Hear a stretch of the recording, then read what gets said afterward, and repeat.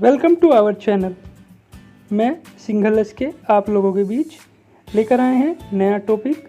यहाँ पर देख लेते हैं टॉपिक का नाम सिंथेसिस, जिसको कहते हैं संश्लेषण।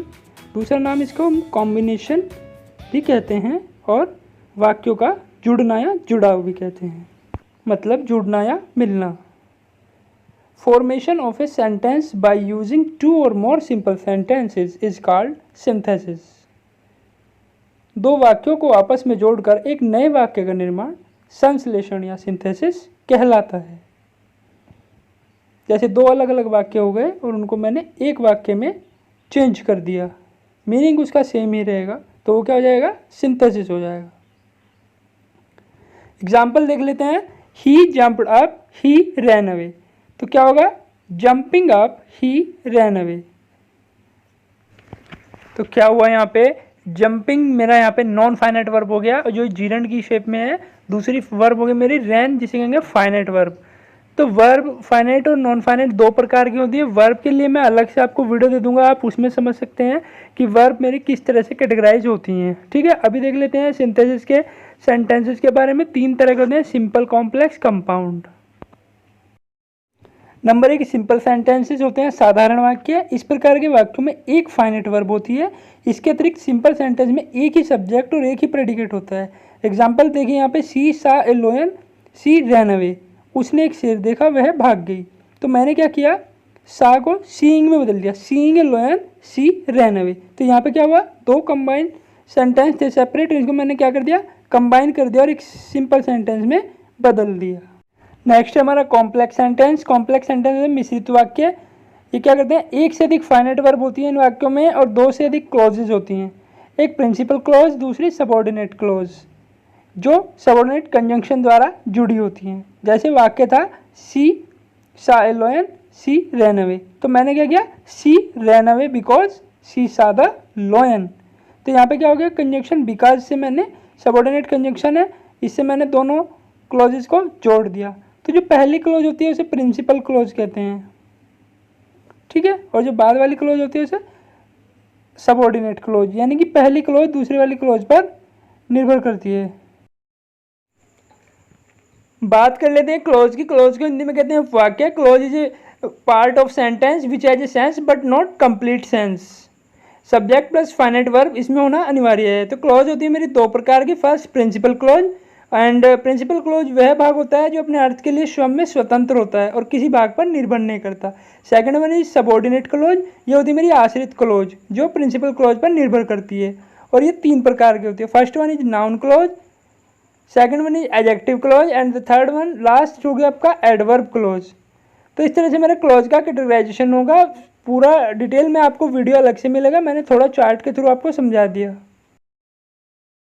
Compound sentence. कंपाउंड सेंटेंस को हिंदी में कहते हैं संयुक्त वाक्य। कंपाउंड सेंटेंस कॉम्प्लेक्स सेंटेंस की तरह ही होते हैं। इसमें भी दो ही क्लॉजेज होती हैं, बट ये क्या होते हैं? दोनों क्लॉजेज मेरी क्या होंगी? प्रिंसिपल क्लॉज होंगी। पहली में क्या था? जो कॉम्प्लेक्स सेंटेंस थे उसमें एक मेरी क्लॉज सबऑर्डिनेट क्लॉज थी जो प्रिंसिपल क्लॉज में आश्रित थी, ठीक है ना। तो सबऑर्डिनेट क्लॉज को कहते हैं आश्रित क्लॉज, और जो सबऑर्डिनेट कंजंक्शन से जुड़ी होती है। यहाँ पे क्या होगा? दोनों सेंटेंस अलग अलग होंगे और दोनों में अलग सब्जेक्ट होंगे और अलग ही आपकी फाइनाइट वर्ब होगी। देखिए क्या है? She saw the lion, she ran away. तो दोनों को मैंने सेपरेट थे, कंबाइन कैसे किया? She saw the lion, so she ran away. तो क्या हुआ? दोनों सेंटेंस में अलग अलग दो मेरी क्लॉजेज हैं। सी सा द लायन ये अलग सेंटेंस हो गया, और सो सी रैन अवे ये मेरा अलग से सेंटेंस हो गया, और दोनों क्लॉज एक दूसरे पर आश्रित नहीं है, स्वतंत्र हैं। तो ये मेरा होता है कंपाउंड सेंटेंस। ये मेरा सिर्फ आपको सिंथेसिस में इंट्रोडक्शन बताया है, और बाकी जिसके रूल्स हैं किस तरह से मैं सिंथेसिस वाक्यों का करता हूँ, और सिंपल से कॉम्प्लेक्स, सिंपल से कॉम्प्लेक्स, कंपाउंड किस तरह से बनाता हूँ, उसके लिए आपको अलग से वीडियो मिलेगी। एंड जो आपका finites and non finites verb है उस पर भी मैं आपको अलग से वीडियो दे दूंगा, पीछे भी मैंने डिस्कस किया है। तो अभी क्या है, आपको केवल मैंने ये सिंथेसिस में तीनों प्रकार के सेंटेंस के बारे में समझाया है कि सेंटेंस किस तरह के होते हैं।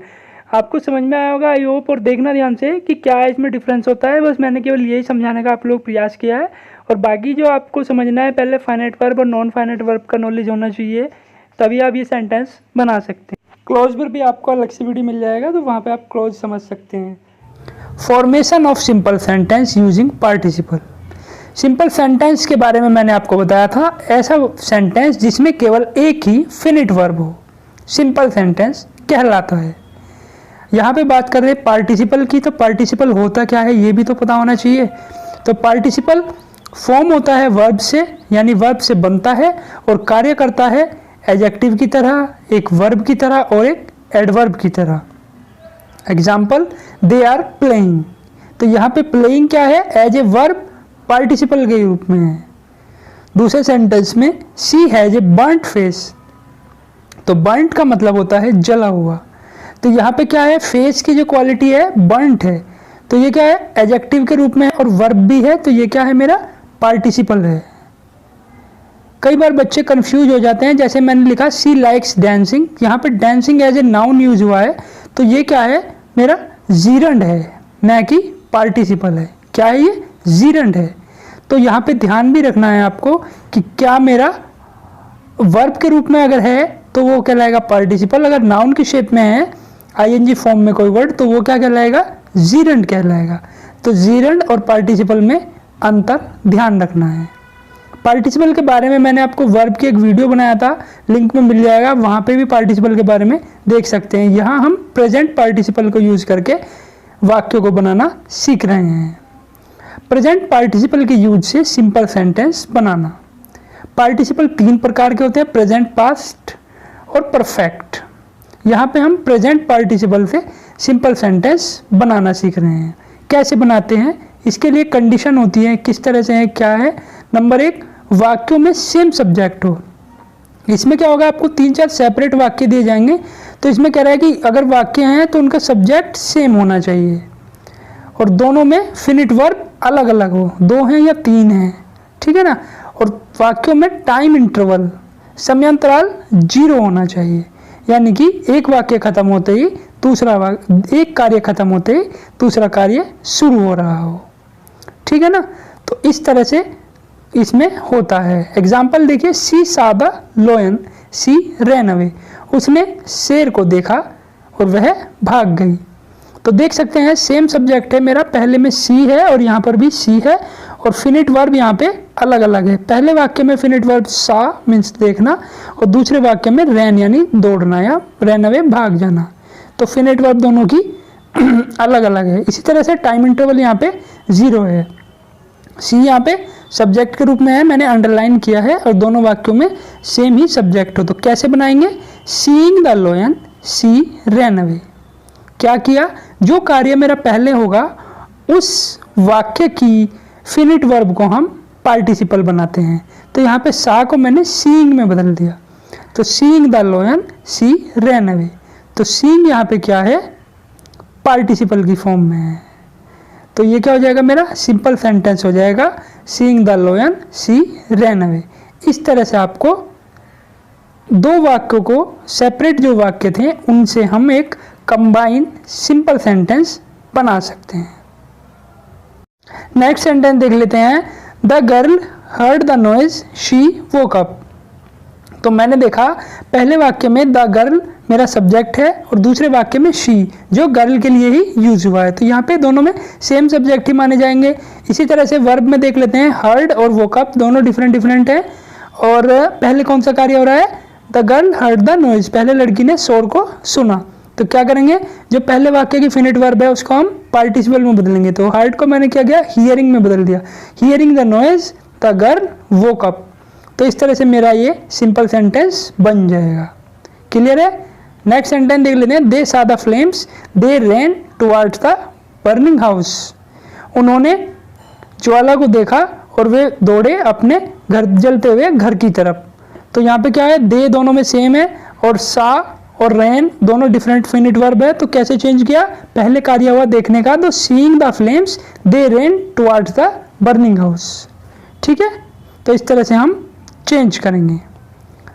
नेक्स्ट कंडीशन देख लेते हैं, कंडीशन 2, जब दोनों वाक्य के कार्य एक साथ घटित हो रहे हों और वाक्य में इंट्रांसिटिव वर्ब का यूज हो, तो जो वर्ब पहले से पार्टिसिपल है उसे अंत में रखते हैं। इंट्रांसिटिव वर्ब आपको पता ही है, ऐसी वर्ब जिसके बाद में कोई ऑब्जेक्ट न आया हो। मैंने वर्ब के टॉपिक में आपको बताया था ट्रांसिटिव और इंट्रांसिटिव वर्ब के बारे में, वहाँ से भी आप इसको समझ सकते हैं। तो इसने बताया है जब दोनों वाक्यों के कार्य एक साथ घटित हो रहे हों और वाक्य में इंट्रांसिटिव वर्ब यूज हो, तो जो वर्ब पहले से पार्टिसिपल के फॉर्म में है आप उसको क्या करते हैं, वाक्य के लास्ट में रखते हैं। ठीक है, एग्जाम्पल देख लेते हैं। She went out, she was crying, वह बाहर चली गई, शी वॉज क्राइंग, वह रो रही थी। तो क्या किया, शी वेंट आउट क्राइंग, वह रोते हुए बाहर चली गई। इसी तरह से ए man was crying for help, he was injured. तो देख सकते हैं दोनों में इंट्रांसिटिव वर्ब है।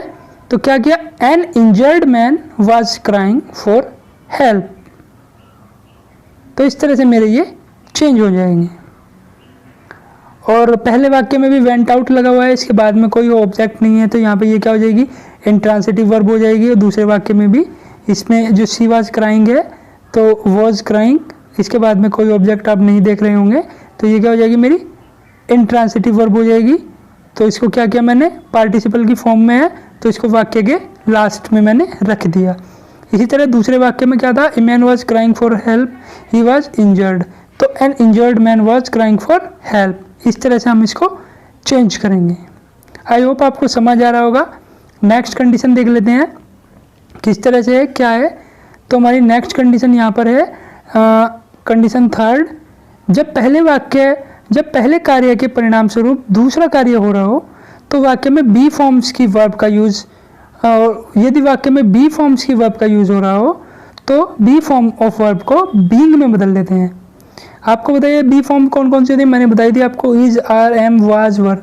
अगर इस तरह की वर्ब्स आपके वाक्य में आ रही हैं तो इसको क्या में बदलेंगे, हम बीइंग में बदलेंगे। और कैसे बदलेंगे, जब पहले कार्य के परिणाम स्वरूप दूसरा कार्य हो रहा हो, ठीक है, और वाक्य में बी फॉर्म की वर्ब का यूज हुआ हो, तो उस पोजिशन में, उस सिचुएशन में हम क्या करते हैं, बीइंग में बदल देते हैं। तो कैसे करते हैं, एग्जाम्पल देख लेते हैं यहाँ पे किस तरह से है, क्या है। Ujjwal was hungry, he took his food. तो क्या है, उज्जवल भूखा था, उसने अपना भोजन किया। तो पहले क्या था, being hungry, Ujjwal took his food. पहले तो इसको भूख ही लगी ना, तो क्या करेंगे, इसको वाज को हमने बीइंग में बदल दिया। तो being hungry, Ujjwal took his food. इसी तरह से नेक्स्ट सेंटेंस क्या है, Ravi was ill, he did not go to school. Ravi बीमार था, वह स्कूल नहीं गया। तो सबसे पहले क्या कार्य हुआ, रवि वाज इल, वह बीमार था, और यहाँ पे बी फॉर्म का भी यूज है, तो क्या करेंगे, हम बीइंग में बदल देंगे। बीइंग इल, बीमार होते हुए Ravi did not go to school, Ravi school नहीं गया। तो इस तरह से हम इनको चेंज करते हैं। बीइंग फॉर्म का ध्यान रखना है आपको, इस तरह के सेंटेंस आपको मिल जाएंगे बनाने के लिए। नेक्स्ट देख लेते हैं हम कंडीशन 4, यदि वाक्य इस तरह से है कि पहले वाक्य का ऑब्जेक्ट दूसरे वाक्य में सब्जेक्ट हो तो उसे पार्टिसिपल के रूप में ऑब्जेक्ट के बाद रखते हैं। कई बार क्या होता है, पहले वाक्य के ऑब्जेक्ट या उससे रिलेटेड बात दूसरे वाक्य में कही जाती है, तो उस सेंस में भी हम क्या करते हैं, पार्टिसिपल के रूप में ऑब्जेक्ट के बाद ही उसे रखते हैं। कैसे करते हैं, एग्जाम्पल से इसे समझने की कोशिश करेंगे। I saw Ravi, he was abusing his neighbours. मैंने रवि को देखा, वह गाली दे रहा था अपने पड़ोसियों को। तो I saw Ravi abusing his neighbours. तो यहाँ आप देख सकते हैं पहले वाक्य में ऑब्जेक्ट है रवि और दूसरे वाक्य में सब्जेक्ट है ही, जो पहले वाक्य के ऑब्जेक्ट के लिए यूज हुआ है। तो इस तरह से हम इसको चेंज करेंगे। इसी तरह I saw a parrot, it was sitting in a tree. मैंने एक तोता देखा या बैठा हुआ था एक पेड़ पर। तो क्या किया, I saw a parrot sitting in a tree. तो यहाँ पे क्या है, पैरट ऑब्जेक्ट है और दूसरे वाक्य में क्या है, इट लगा हुआ है, जो इट मेरा जानवरों के लिए यूज होता है। तो इट यहाँ पे सब्जेक्ट है जो पैरट के लिए आया है, इसलिए मैंने क्या किया, इसको हटा दिया। तो I saw a parrot sitting in a tree. तो इस कंडीशन से हम इस वाक्य को पूरा कर सकते हैं।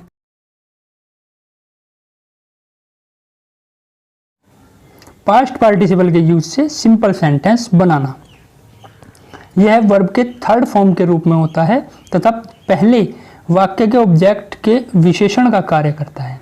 यानी कि जो पहले वाक्य में जो ऑब्जेक्ट होगा दो वाक्यों में से, उसके ऑब्जेक्ट के विशेषण के रूप में कार्य करेगा। समझ रहे हैं सभी। पास्ट पार्टिसिपल हमेशा क्या होगा, वर्ब का थर्ड फॉर्म में हमारा यूज होगा। ठीक है, कंडीशन क्या होती है? जब एक वाक्य का ऑब्जेक्ट दूसरे वाक्य में सब्जेक्ट हो, यानी पहले वाक्य का ऑब्जेक्ट दूसरे वाक्य में सब्जेक्ट के रूप में हो। दूसरी कंडीशन क्या है? दूसरा वाक्य मेरा पैसिव में हो।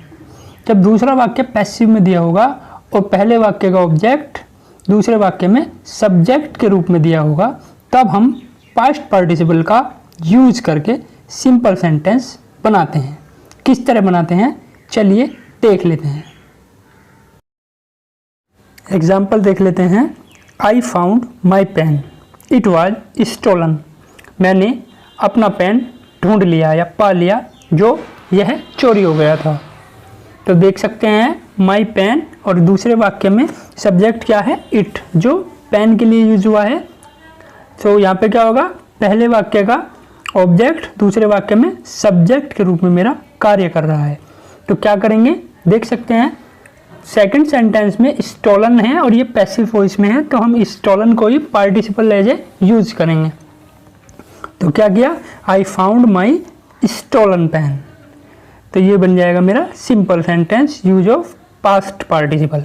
हमेशा ध्यान रखना है जो मेरा ऑब्जेक्ट होगा उसके पहले ही यूज करना है पार्टिसिपल का, ठीक है। दूसरे वाक्य में आई saw a soldier, he was bounded. तो क्या हुआ? आई सा ए वाउंडेड सोल्जर। सोल्जर के बारे में बात हो रही थी, तो यहाँ पे ही था, तो जो सोल्जर के लिए आया था, इसलिए मैंने क्या किया? पार्टिसिपल को सोल्जर से पहले यूज कर दिया। आप देख सकते हैं मैंने अंडरलाइन भी किया हुआ है ऑब्जेक्ट और इसको, तो यहाँ से आप इसे समझ सकते हैं। अब देख लेते हैं परफेक्ट पार्टिसिपल के यूज से सिंपल सेंटेंस बनाना। ये भी जानेंगे परफेक्ट पार्टिसिपल होता क्या है। हैविंग के साथ में वर्ब की थर्ड फॉर्म जब यूज हो, और कहाँ पे यूज होगा? जब दो कार्य या घटनाओं में अधिक अंतराल या कुछ समय बाद होना संभव हो।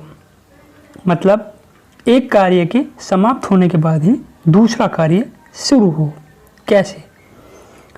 पहली जो दो कंडीशन है ऐसी रहेंगी सेम एज प्रेजेंट पार्टिसिपल, आपकी दोनों की फिनिट वर्ब अलग अलग होगी और सेम मेरे दोनों वाक्यों के सब्जेक्ट होंगे। थर्ड कंडीशन थोड़ी चेंज है, उसमें क्या था? टाइम इंटरवल 0 था, यहाँ पे क्या है? पर्याप्त होना चाहिए। मतलब दोनों के वाक्यों की फाइनाइट वर्ब में टाइम इंटरवल पर्याप्त हो, एक वाक्य पूरा हो उसके बाद में ही दूसरा कार्य शुरू हो रहा हो। तो ये मेरा प्रेजेंट पार्टिसिपल और परफेक्ट पार्टिसिपल में डिफरेंस है, थर्ड वाला। कैसे यूज करते हैं देख लेते हैं, एग्जाम्पल के थ्रू समझेंगे। I completed the work, I went to market.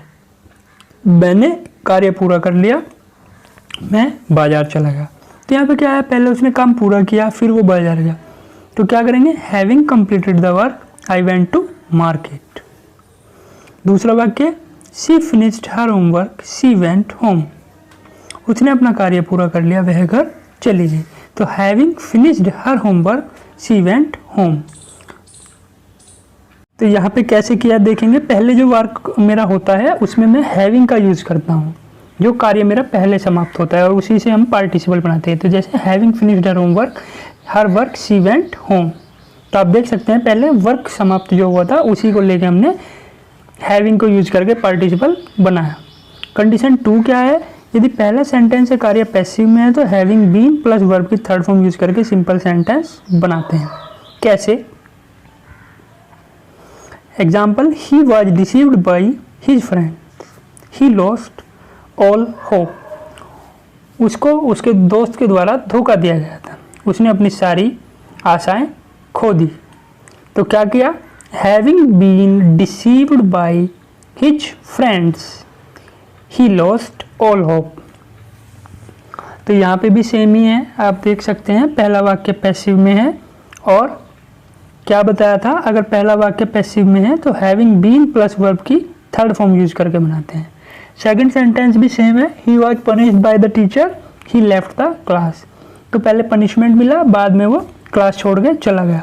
तो जो कार्य मेरा पहला ही होगा उसे मैं हैविंग से बनाऊंगा, अगर टाइम इंटरवल यहाँ पे पर्याप्त है। तो क्या किया? Having been punished by the teacher, he left the class. अध्यापक के द्वारा दंड दिए जाने पर वह कक्षा छोड़कर चला गया।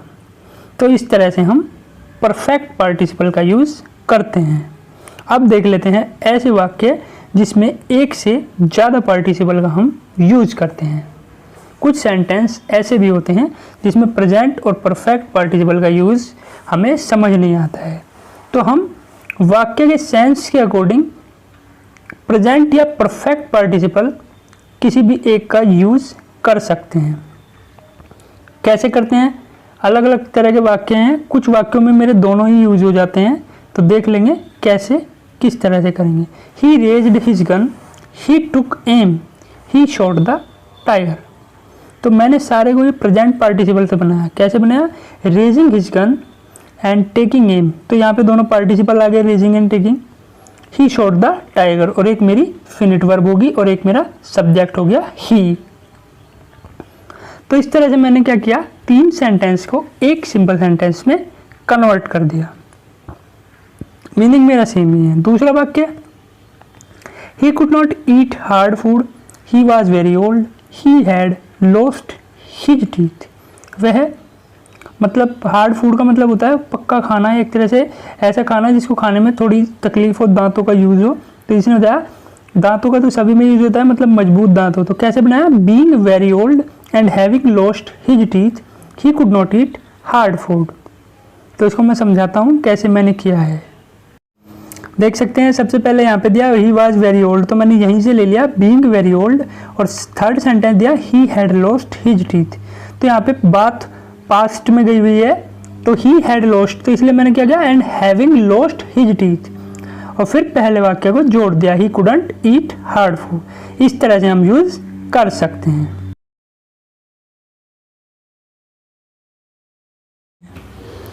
इन्फिनेटिव, पहले ये भी तो पता होना चाहिए इन्फिनेटिव होता क्या है। हालांकि मैंने जो वर्ब का वीडियो आपको दिया था उसमें सब कुछ बताया गया है finite verb, non finite verb के बारे में, तो वहाँ हमने इन्फिनेटिव का अलग से आपको बताया था। तो यहाँ क्या है, वर्ब के फर्स्ट फॉर्म से पहले टू यूज़ करने से इन्फिनेटिव बनता है। तो देख सकते हैं एग्जाम्पल में, to swim is a good exercise, तैरना एक अच्छी एक्सरसाइज होती है। Second, Mohan likes to play cricket, Mohan पसंद करता है क्रिकेट खेलना। ठीक है, तो इस तरह से मेरा इन्फिनेटिव का यूज़ हम करते हैं। अब हम जानेंगे formation of simple sentence using infinitive.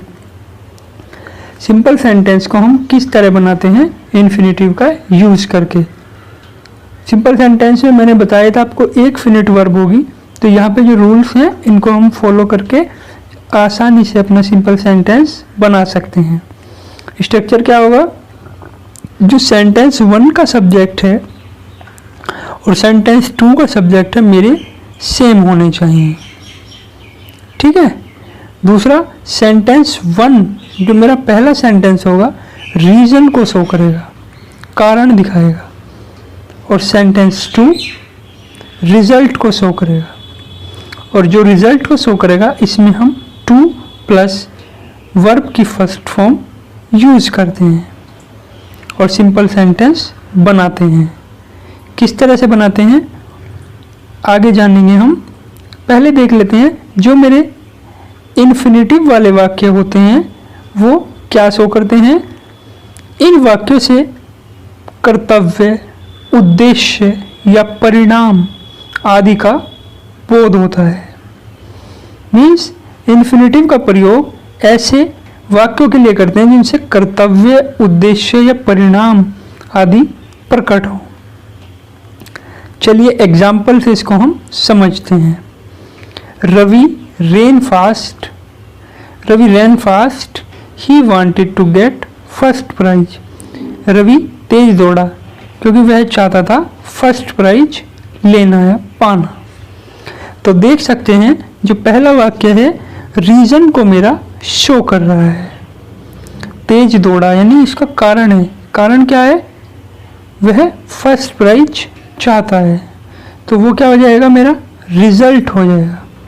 क्या हो जाएगा, रिजल्ट हो जाएगा। और यहाँ पे देख सकते हैं दोनों वाक्यों में, पहले वाक्य में रवि सब्जेक्ट है और दूसरे वाक्य में ही, जो मेरा रवि के लिए यूज हुआ है।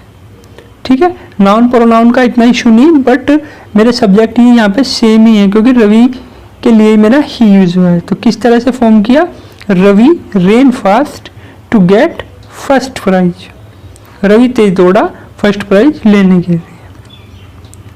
दूसरा वाक्य, she had no money, she could not give away any, उसके पास कोई धन नहीं था इसलिए उसने किसी को कुछ नहीं दे सकी। She had no money to give away any. इस तरह से मेरा ये सिंपल सेंटेंस बन जाएगा। इन्फिनेटिव के और भी रूल्स हैं तो आप उन रूल्स को ध्यान से समझें। नेक्स्ट मेरा रूल होगा, अगर मेरा पैसिव वॉइस में वाक्य है तो कैसे बनाएंगे, टू बी प्लस वर्ब की थर्ड फॉर्म यूज करेंगे तो हम यहाँ पे वाक्य को ऐसे बना सकते हैं। Example, he sent his daughter to America, he wanted to educate her. तो क्या किया, he sent his daughter to America to be educated. तो टू एजुकेटेड को मैंने टू बी एजुकेटेड में बदल दिया। तो इस तरह से हम सिंपल सेंटेंस को बना सकते हैं इन्फिनेटिव के यूज से। नेक्स्ट रूल मेरा क्या होगा, नेक्स्ट रूल देख लेते हैं। अगर वाक्यों में वेरी आता है, वेरी वाले वाक्य होंगे तो इन्फिनेटिव से पूर्व अगर वेरी आया है तो उसको हम क्या में बदल देंगे, टू में बदल देंगे। तो एग्जाम्पल देखिए, my friend was very glad he won the final match. मेरा दोस्त बहुत खुश था, he won the final match, उसने फाइनल मैच जीत लिया। तो कैसे किया, my friend was too glad to won the final match. तो वेरी को क्या में बदला, टू में बदला। और दूसरे सेंटेंस में ही जो है फ्रेंड के लिए आया है तो यहाँ पे टू जोड़ के वर्ब की फर्स्ट फॉर्म से पहले सिंपल सेंटेंस बनाया। इसी तरह he is very weak, he can not run. तो he is too weak to run. इस तरह से मेरा ये हो जाएगा। ठीक है, नेक्स्ट मेरा देख लेते हैं, यदि इन्फिनेटिव वाले वाक्य का कार्य पहले ही पूरा हो चुका हो।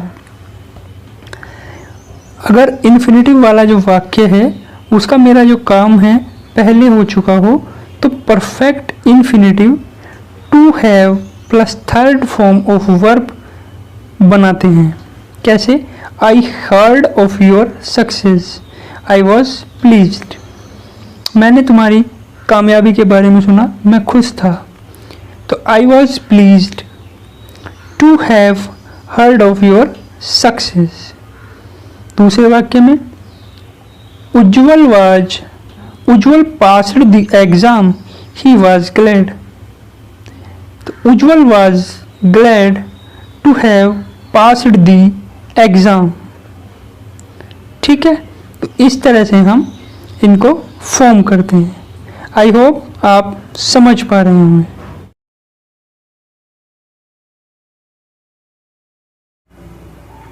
तो बात कर लेते हैं नॉमिनेटिव एब्सोल्यूट की। क्या होता है नॉमिनेटिव, क्या होता है, मेरा कर्ता होता है जिसे मैं सब्जेक्ट भी बोलता हूँ। तो नॉमिनेटिव केस यानी कि कर्ता कारक, और एब्सोल्यूट का मतलब होता है फ्री करना, एक तरह से स्वतंत्र करना। तो नॉमिनेटिव एब्सोल्यूट का यूज करके हम सिंपल सेंटेंस किस तरह से बनाते हैं आइए जानते हैं। इसमें क्या दो कंडीशन होती है मेरी, क्या क्या होंगी। पहली कंडीशन ये होगी, जो सेंटेंस फर्स्ट होगा उसका सब्जेक्ट सेंटेंस टू के सब्जेक्ट के इक्वल नहीं होगा, यानी दोनों सेंटेंस के सब्जेक्ट मेरे अलग अलग होंगे। और जो पहला सेंटेंस है वो मेरा रीजन को शो करेगा और जो दूसरा सेंटेंस है वो उसका रिजल्ट दिखाएगा। और हमेशा नॉमिनेटिव एब्सोल्यूट हम किसको करते हैं, रीजन वाले पार्ट में हम एब्सोल्यूट करते हैं। तो ये चीज़ का हमें ध्यान रखना है, ये नहीं कि रिजल्ट वाले में हमने नॉमिनेटिव एब्सोल्यूट बना लिया। ठीक है ना, इस चीज़ का मुझे ध्यान रखना है। तो किस तरह से करेंगे, इसके रूल्स हैं, 3 रूल्स हैं आपके, उसमें हम जान लेते हैं कैसे करेंगे। सबसे पहले परफेक्ट पार्टिसिपल का देखेंगे। यदि रीजन शो करने वाला वाक्य एक्टिव वॉइस में है तो सब्जेक्ट प्लस हैविंग और वर्ब की थर्ड फॉर्म परफेक्ट पार्टिसिपल का यूज़ करेंगे। पार्टिसिपल का यूज़ हमने पिछली वीडियो में सीखा था, जिसमें हैविंग के साथ वर्ब की थर्ड फॉर्म का यूज़ होता है। तो यहाँ पे भी नॉमिनेटिव एब्सोल्यूट बनाने के लिए हम इसमें पहले सब्जेक्ट का यूज़ करेंगे। किस तरह से करेंगे, देख लेते हैं। Example, the teacher entered in the class, the boys stood up. तो क्या हुआ, देखिए दोनों के सब्जेक्ट डिफरेंट हैं और यहाँ पे पहला क्या हुआ, रीजन क्या है, जब टीचर कक्षा में आया लड़के खड़े हो गए, ठीक है ना। तो the teacher having entered the class, the boys stood up. Second sentence, the sun set, the workers left the work. The sun having set, the workers left the work. तो पहले तो सन सेट ही हुआ ना, उसके बाद में ही गए, तो यहाँ पे रीजन क्या है, सन सेट का रीजन है। तो इस तरह से हम इनको यूज करेंगे। सेकंड कंडीशन देखिए, यदि रीजन शो करने वाला वाक्य पैसिव वॉइस में है तो subject plus having plus being plus verb की थर्ड फॉर्म का यूज करेंगे। तो देख लेते हैं इसको, एग्जाम्पल से समझने का प्रयास करेंगे। Example, the letter was given to Mukesh, he was glad. Letter दिया गया था मुकेश को, वह खुश था। तो देख सकते हैं पहला वाक्य पैसिव वॉइस में है, ठीक है ना। तो कैसे करेंगे, और रीज़न भी यही है, खुश क्यों हुआ वो, क्योंकि उसको लेटर दिया गया। तो इसी को हम बनाएंगे सब्जेक्ट हैविंग बीन और वर्ब की थर्ड फॉर्म से। The letter having been given to Mukesh, he glad.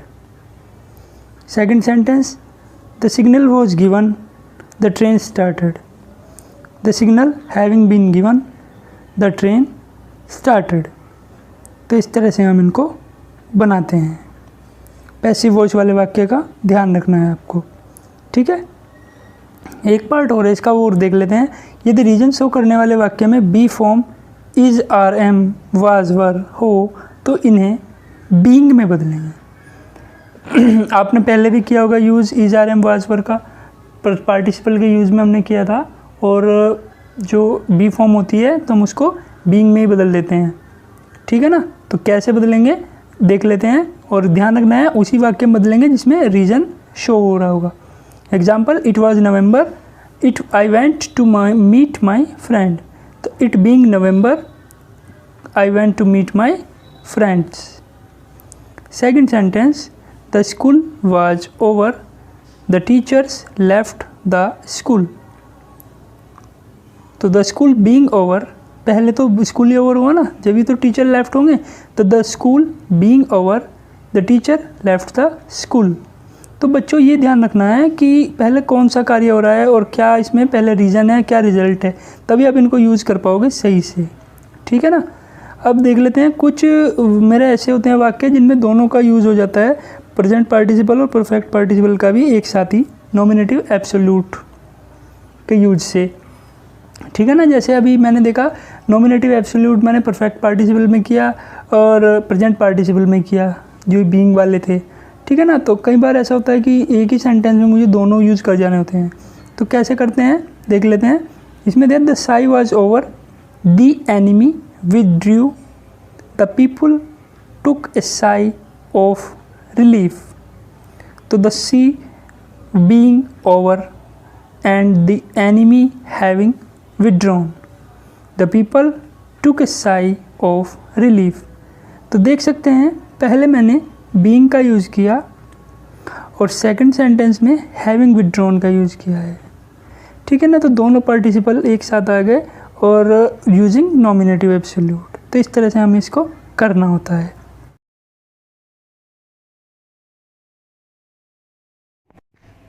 सबसे पहले जीरंड। जीरंड क्या होता है, वर्ब की फर्स्ट फॉर्म में आईएनजी जोड़ने से मेरा जीरंड बनता है। और जब ये एज ए सब्जेक्ट यूज हो या एज ए ऑब्जेक्ट, दोनों तरह से यूज कर सकते हैं। जैसे walking is good for health, I like playing cricket. तो यहाँ पे आईएनजी फॉर्म वाले जो दोनों वर्ड्स हैं जीरंड हैं। अब किस तरह से चेंज करते हैं, पहले रूल नंबर फर्स्ट देख लेते हैं। यदि दिए गए वाक्य अनपेक्षित या विपरीत घटना, कार्य या परिणाम का उल्लेख करें तो इन स्पाइट ऑफ का प्रयोग जीरंड के साथ करते हैं। मतलब दो वाक्य होंगे और दो वाक्यों से आपका अगर अनपेक्षित या विपरीत घटना, कार्य, परिणाम आदि शो हो तो हम इन स्पाइट ऑफ जीरंड के साथ यूज करेंगे। कैसे, example, she did not read at all, she passed. वह बिल्कुल नहीं पढ़ी फिर भी वह पास हो गई। तो in spite of being reading at all, she passed. तो इस तरह से हम इसको सिंपल सेंटेंस में बदल सकते हैं। नेक्स्ट देख लेते हैं, जब वाक्य में एक कार्य के साथ दूसरा कार्य भी हो रहा हो तो जीरंड के साथ बिसाइड्स यूज करते हैं। कहना क्या है, जब दो वाक्य हुए हैं एक साथ हो रहे हैं तो वहाँ पे क्या करेंगे आप, जीरंड के साथ में बिसाइड को यूज करेंगे। Example, he gave them food, उसने उनको भोजन दिया। ही हेल्प दैम लिबरली, उन्होंने उनकी मदद की। तो बिसाइड्स गिविंग दैम फूड ही हेल्प दैम लिबरली, इस तरह से हम इसको बना सकते हैं। नेक्स्ट, जब वाक्य में बिना किसी अंतराल के दो कार्य या घटनाएं एक साथ एक ही समय पर हो रहे हों तो ऑन का प्रयोग जीरंड से पहले करते हैं। किस तरह से करते हैं हम इसको एग्जाम्पल के थ्रू समझेंगे। तो देख लेते हैं एग्जाम्पल में क्या दिया हुआ है। Ramesh failed, he heard the news, he started weeping. तो कैसे बनाएंगे, on hearing the news of Ramesh failure he started weeping. तो यहाँ देख सकते हैं ऑन हियरिंग यहाँ पे चेंज किया मैंने जीरंड में, और फेल को मैंने फेल्योर में बदला जो नाउन है। तो इस तरह से हम इनको चेंज करते हैं। ठीक है, नेक्स्ट रूल देख लेते हैं। जिन वाक्यों में एक कार्य पूरी तरह समाप्त होने पर दूसरा कार्य किया जाए तो जीरंड के साथ आफ्टर यूज करते हैं। मीन्स आफ्टर को हम पहले लगाएंगे और उसके बाद में जीरंड यूज करेंगे। कैसे, the hunter killed a lion, he returned home. तो after killing a lion the hunter returned home, इसको हम परफेक्ट पार्टिसिपल से भी बना सकते हैं। कैसे, having killed a lion the hunter returned home. मैंने बताया था जब दोनों कार्यों के बीच में अंतर हो तो वहाँ पे हम परफेक्ट पार्टिसिपल का यूज़ करते हैं। तो इसको हम दोनों तरीके से बना सकते हैं। नेक्स्ट रूल, अगर हम कोई वस्तु खरीदने का भाव हमें वाक्यों से शो हो रहा है तो वहाँ पे हम फॉर को यूज़ करके सिंपल सेंटेंस बना सकते हैं। बहुत ही आसान है, एग्ज़ाम्स में सबसे ज़्यादा पूछा जाता है और बिल्कुल ईजी भी है। जैसे Ramesh bought a book, he gave 2 rupees for it. तो Ramesh bought a book for 2 rupees. तो बिल्कुल आसानी से हमने इसको कर दिया। तो इस तरह से हम सिंपल सेंटेंस को कन्वर्ट करते हैं। नेक्स्ट देख लेते हैं मेरा अपेक्षित परिणाम। पॉजिटिव सेंस में अगर रिजल्ट है तो वाक्यों को जोड़ने के लिए बाई का मैं यूज़ करता हूँ। ठीक है ना, अभी पहले पढ़ा था अनपेक्षित, यहाँ पे क्या है, अपेक्षित परिणाम है। पॉजिटिव अगर सेंस में मेरा रिजल्ट है तो हम यहाँ पे बाई को यूज़ करेंगे। एग्जाम्पल के जरिए से इसको समझेंगे। You worked very hard, you passed. तुमने बहुत कठिन परिश्रम किया, तुम पास हो गए। तो by working very hard you passed. तो क्या किया, वर्किंग मेरा जीरंड है और इससे पहले मैंने बाई प्रपोजिशन यूज़ किया, by working very hard you passed. तो इस तरह से इसको सिंपल सेंटेंस बना दिया। नेक्स्ट, कारण के लिए बिकॉज ऑफ और ऑन अकाउंट ऑफ यूज़ करें। अगर वाक्य दूसरे वाक्य का कारण हो तो वहाँ पे मैं बिकॉज ऑफ प्रिपोजिशन और जीरंड का यूज़ करके सिंपल सेंटेंस बनाता हूँ। जैसे he is ill, he can not play. तो because of illness he can't play.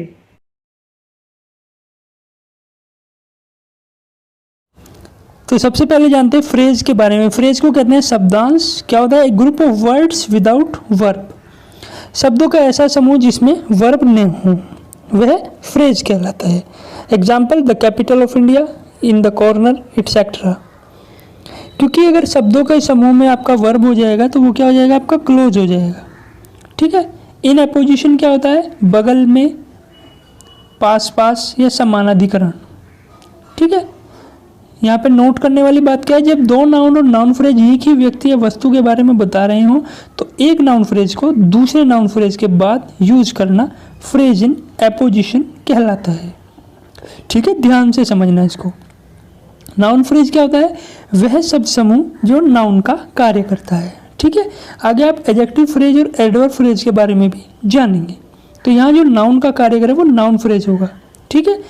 तो इसमें कुछ रूल्स हैं, उनको हम यहाँ पे देख लेते हैं। सबसे पहला रूल, यदि एक वाक्य का ऑब्जेक्ट दूसरे वाक्य में नाउन फ्रेज दिया हो तो उसे ऑब्जेक्ट के बाद एपोजिशन में रखते हैं।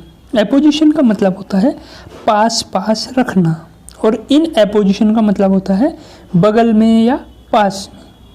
ठीक है, तो दोनों की मीनिंग सेम ही है। यहाँ पे देखेंगे किस तरह से हम यूज़ करते हैं, एग्जाम्पल से जानेंगे। Tagore wrote the Gitanjali, it is a collection of short poems.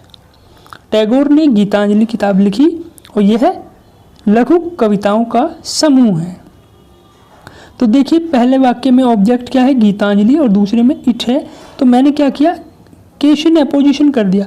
Tagore wrote the Gitanjali comma a collection of short poems, तो यानी कि कॉमा लगा के आगे गीतांजलि के बारे में बता दिया।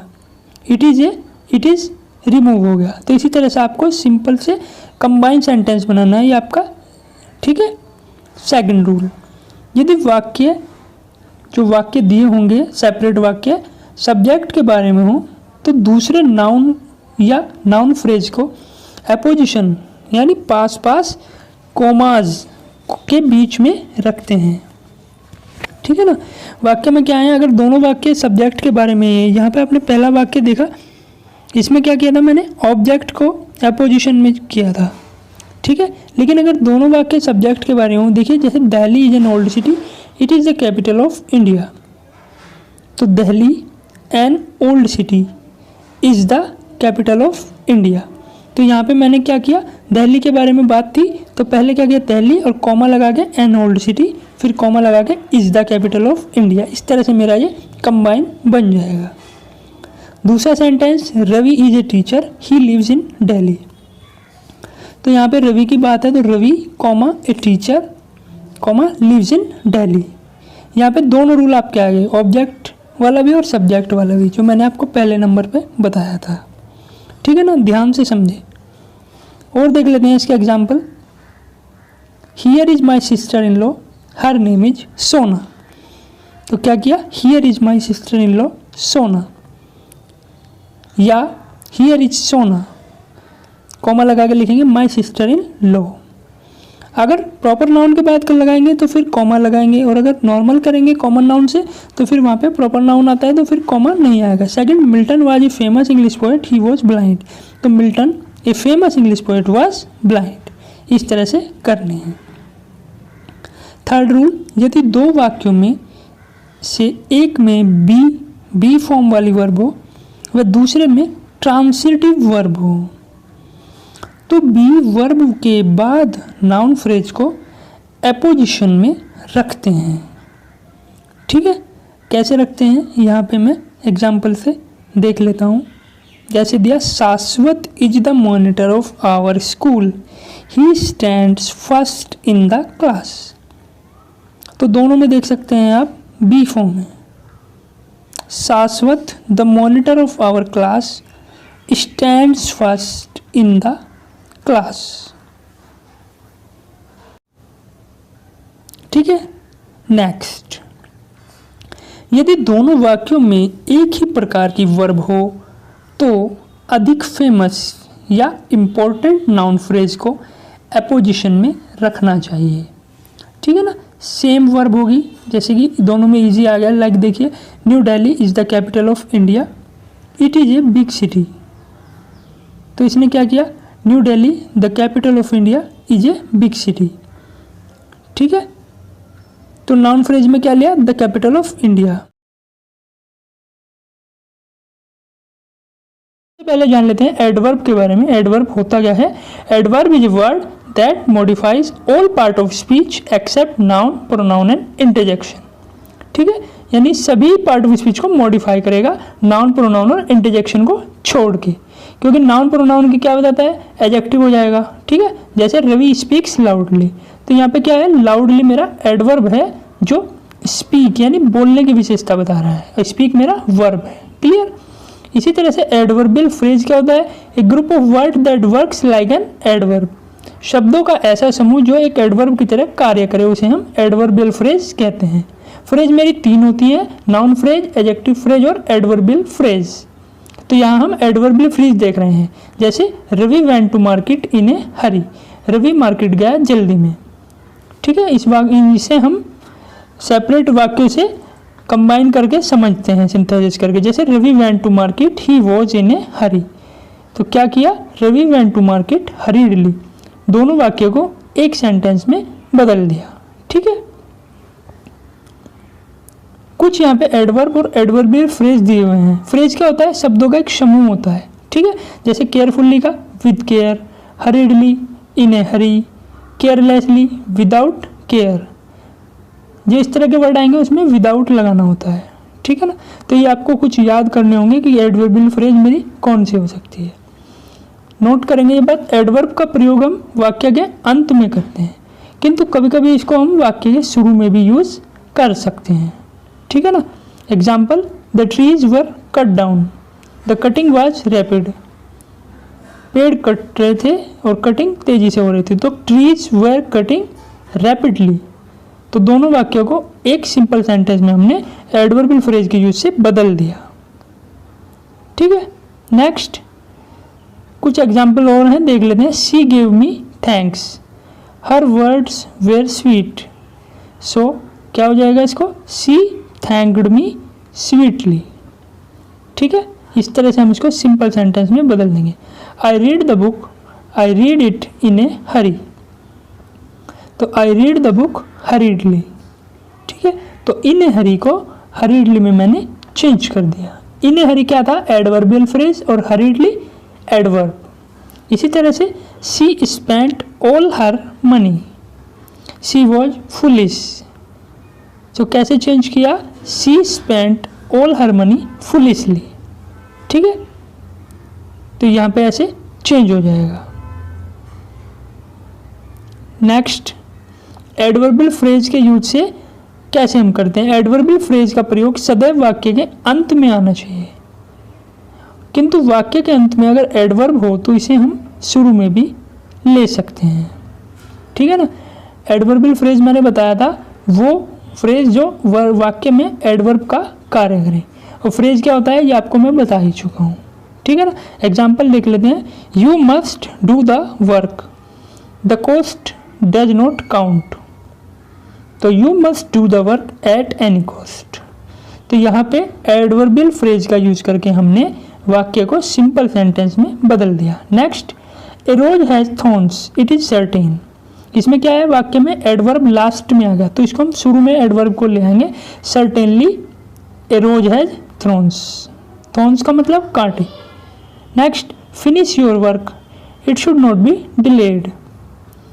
Finish your work without delayed. ठीक है ना, तो यहाँ पे हमने किस तरह से एडवर्बियल फ्रेज और एडवर्ब के यूज से दो वाक्यों को, सेपरेट वाक्यों को कंबाइन सिंपल सेंटेंस में बनाना सीखा है।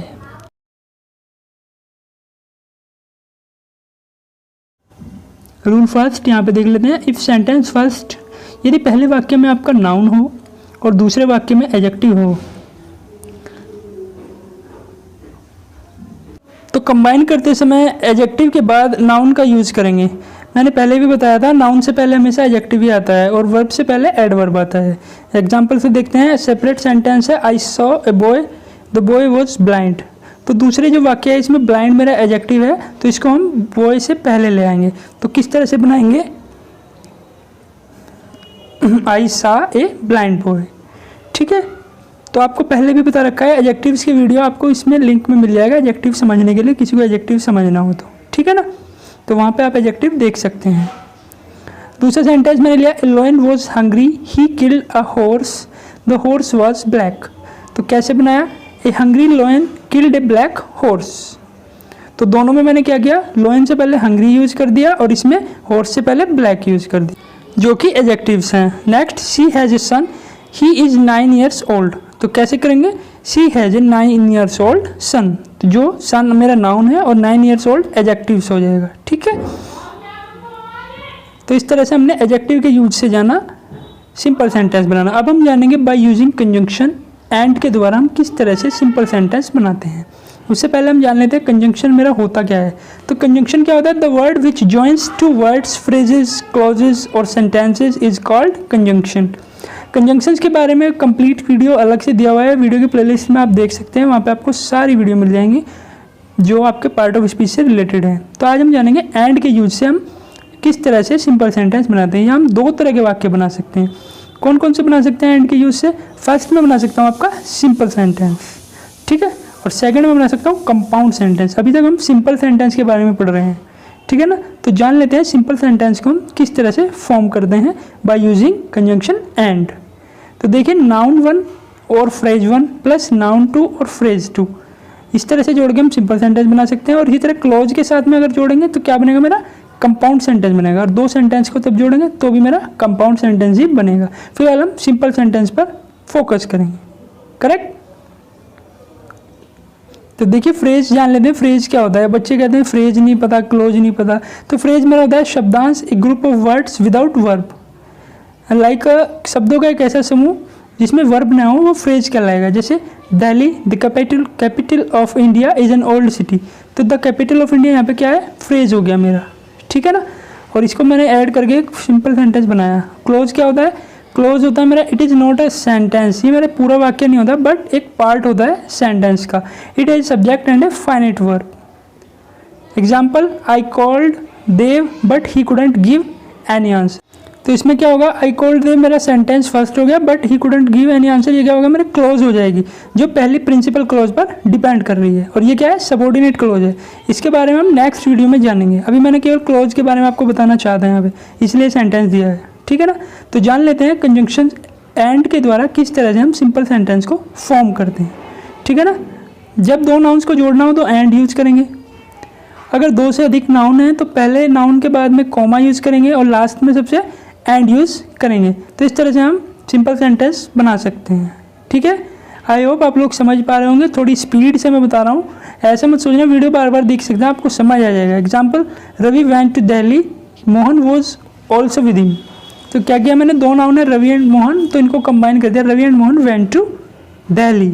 तो इस तरह से ये बिल्कुल ईजी मेरा क्या हो गया? सिंपल सेंटेंस फॉर्म हो गया। दो सेंटेंस को मिला के मैंने एक सिंपल सेंटेंस बना दिया। क्लियर?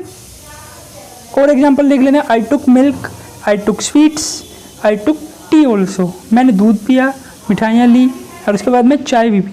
तो कैसे बनाया? I took milk, comma sweets and tea. Next sentence, he went to see a zoo, he went with his father. तो इसको कैसे बनाया? He and his father went to see a zoo, ठीक है। तो इस तरह से मैं इसको जोड़ता हूँ। तो आज की वीडियो में इतना ही। दिस पार्ट इज और छोटा सा वीडियो आप लोगों का था। Next part will be based on complex sentence. अगली वीडियो में हम कॉम्प्लेक्स सेंटेंस को फॉर्म करना सीखेंगे। वीडियो कैसा लगा? अगर अच्छा लगे लाइक करना, अच्छा ना लगे डिसलाइक करना। अपना कमेंट देके जरूर बताना। वीडियो में कोई प्रॉब्लम हो, आपको कुछ समझ ना आया हो।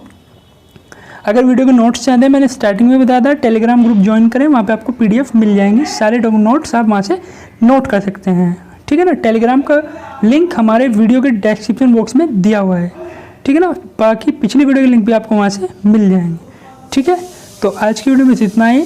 Thank you class. जय हिंद, वंदे मातरम, जय महाकाल, सत श्री अकाल, गुड बाय।